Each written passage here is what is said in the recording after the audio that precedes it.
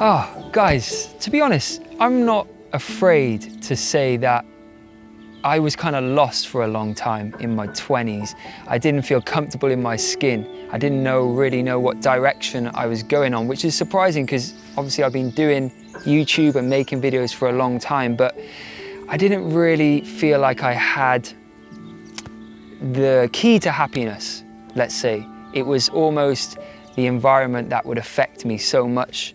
But now, since reconnecting with nature and growing my own food, I feel such a strong sense of purpose. It's given me a plan for the future because I always know that growing food is going to be what I do. And it really feels that I have full control over my survival.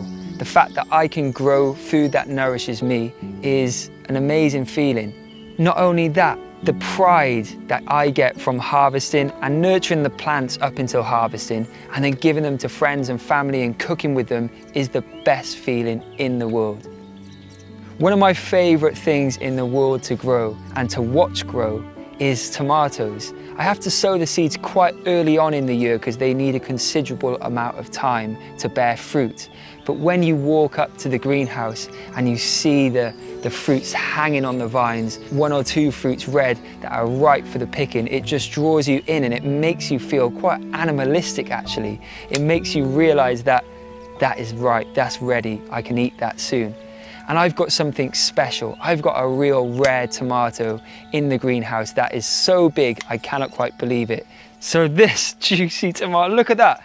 That is sensational. It's actually ripe now, even though it's orange and green, and the flesh is green too. It's called a Berkeley tie-dye tomato, a rare seed. I cannot quite believe I've grown that. It's so crazy that the plant can actually withstand the weight of these. I'm amazed. I'm amazed. Wow. So these are going to be perfect for stuffing because they're so big. So that's what I'm going to do today.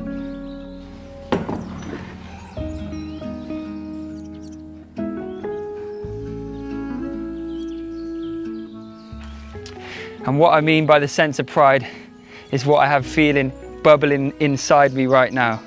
I can't get over the fact that this is a plant that I've nurtured for so long and now I'm reaping the rewards. Sensational.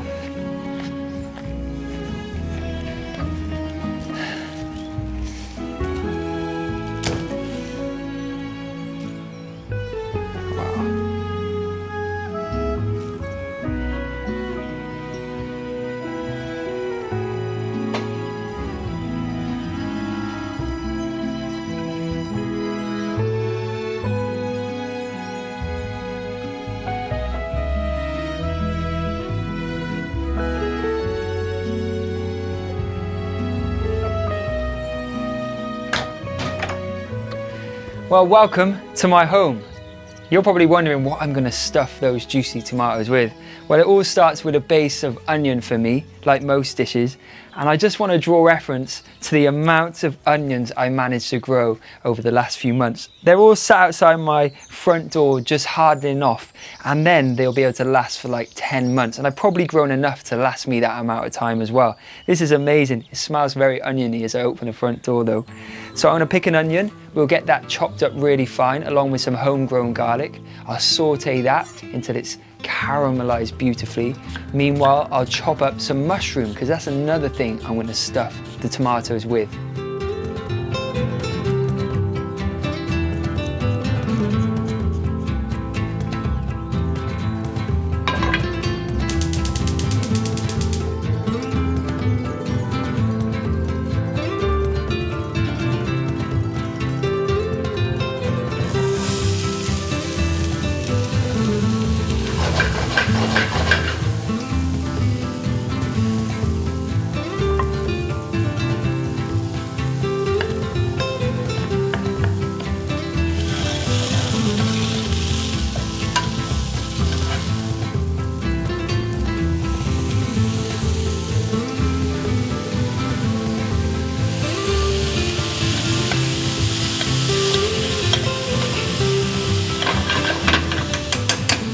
So, It's quite a bit of chopping in this recipe. You can just throw everything into a food processor. The next thing I'm going to chop up and add is some mixed nuts. If you cannot have nuts, just use some seeds. I'm also going to chop up and add some dried apricots for that lovely sweetness, and a preserved lemon.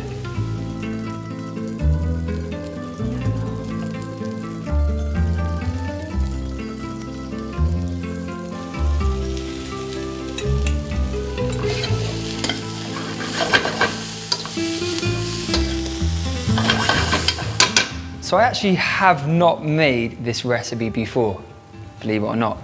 But as I was jotting down my ideas, I realized this has taken on somewhat of a Moroccan tagine influence actually, particularly with the mixed nuts and the dried apricots. So I thought I'll play on that a little bit. So we've got to add some spices too. I'm gonna add some ground cumin, some smoky smoked paprika, and some dried oregano.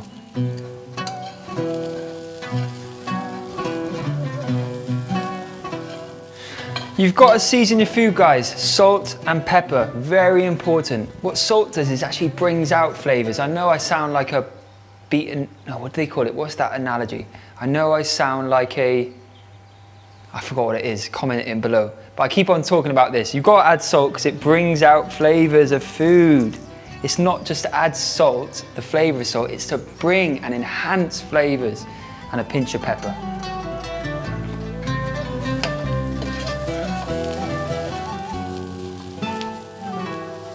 Broken record, that's the one. So next step, I think what I'm gonna do is get this lovely mushroom nutty mixture into a mixing bowl. I'll stir through some cooked whole grain rice.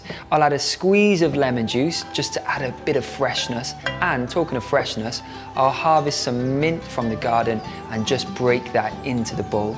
And then it's time to stuff the tomatoes and get them cooking in the oven.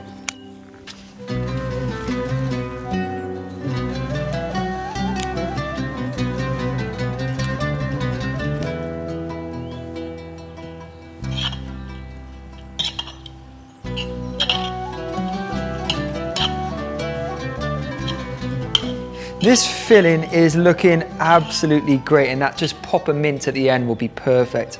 Just bear in mind that cooking is very visual. I can see that there's enough flavor running through that rice. I don't need to add anything extra, but if you feel like it's a bit rice heavy, then add more of the flavor and ingredients. This is gonna get set aside. It's missing one very important ingredient.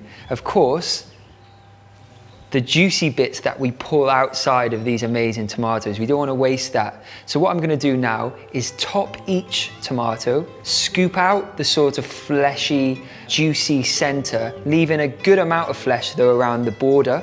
And then I'll chop up the center of the tomatoes, run that through the filling, and then stuff them back inside the lovely tomato shells.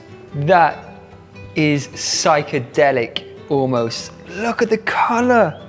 Look at that pattern. Nature is fascinating.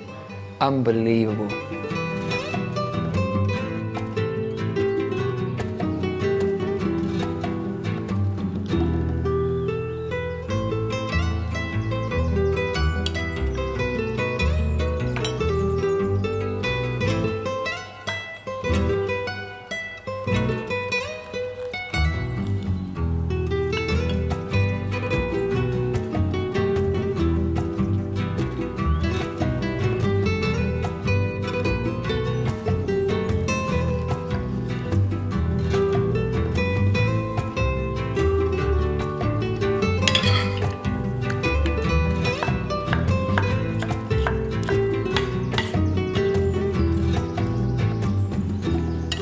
So I think this chopped up flesh is really needed in this filling. It's just gonna add a real juiciness. So we're just mixing that in. This could be just eaten as a salad like this, is delicious, but it's gonna get stuffed, crammed in as much as I can get into each one of these hollow tomatoes.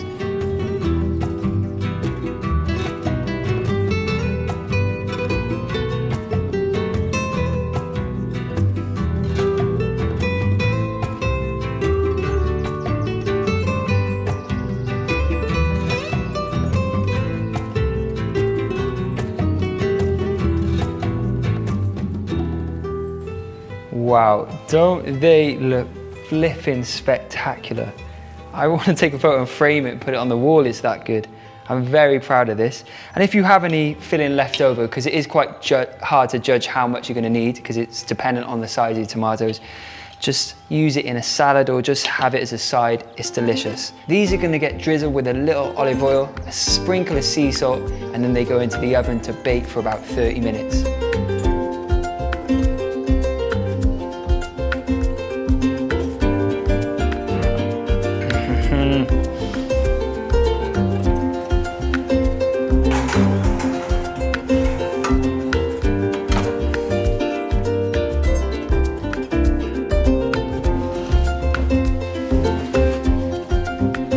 I think whilst we're waiting for the stuffed tomatoes to cook, I'm going to use my new teapot to make a lovely mint tea with the remaining mint that I picked.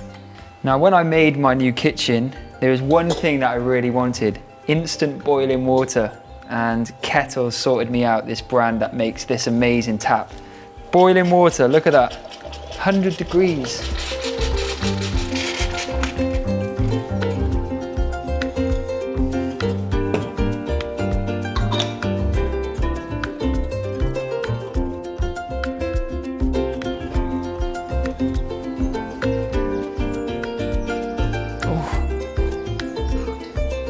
I do like nice things in life, and that's what it's all about. Look at this lovely teapot. Spot of tea, sir. Here you go. You're English. Cheerio. Cheerio. Cheers.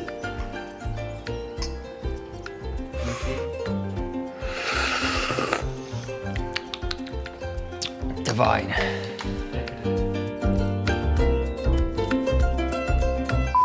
Oh, it's a lovely spot of tea. Oh, I'm getting confident now.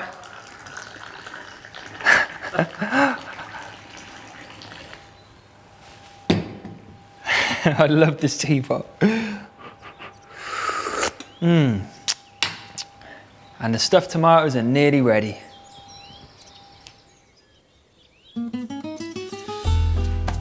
Guys, it smells sensational. Sun is just going down. Stuffed peppers, stuffed tomatoes. Let's put some respect on my homegrown tomatoes name. Stuffed tomatoes for dinner tonight. Let's get them out.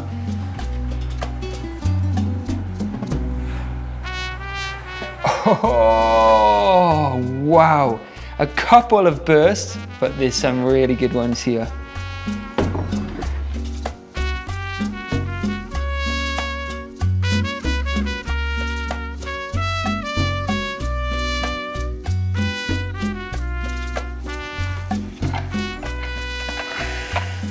All right, so my idea for this sensational dish is just to put this in the center of the dinner table and everyone just tucks in. It is a little messy. What I love is that all of the juices from the tomatoes have come out and created almost a sauce. That's not gonna be watery, by the way. That's gonna be seasoned and rich and bold and full of depth, thanks to everything that's in that filling. I'm gonna carefully plate these up now and take them outside and enjoy them in the golden hour sun.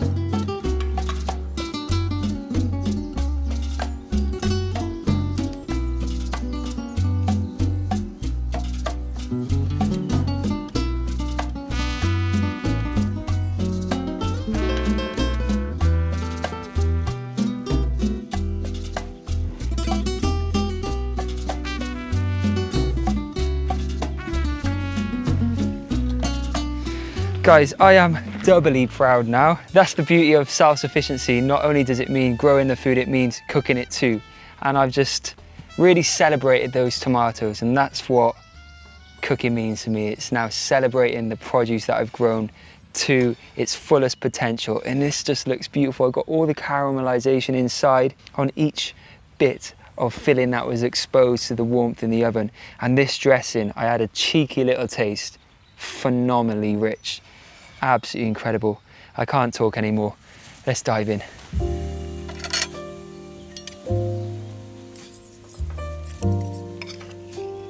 Oh, it's so juicy. Here it goes.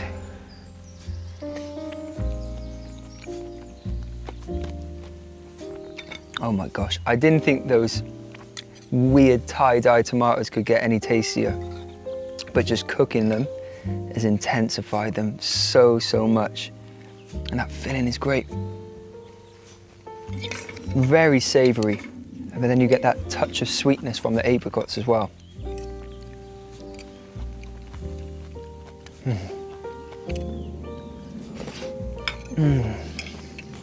I didn't think my homegrown tomatoes could get any better, but that is sensational. Wow.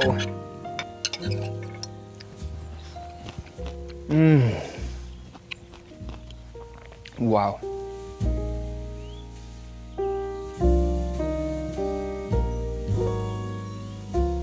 And the best bit is that little bit of juice at the end.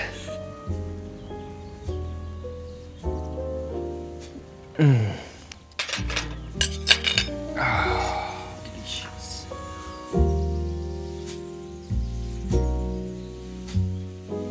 Guys, I'm so happy to share with you my new book.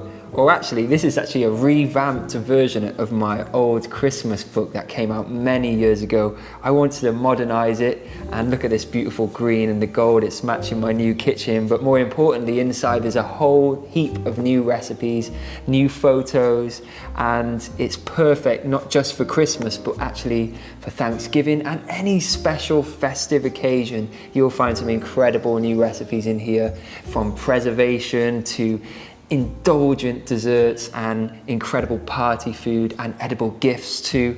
I'm very proud of this, and I'm so happy to remake it and offer something else to the world that's going to hopefully help you during the amazing festive Christmas times and so many other holidays and parties. So here it is, Plants Only Holidays, out now. Please support it, really helps the channel. Just click the link beneath this video to get your hands on a signed copy that my mum sends out all around the world.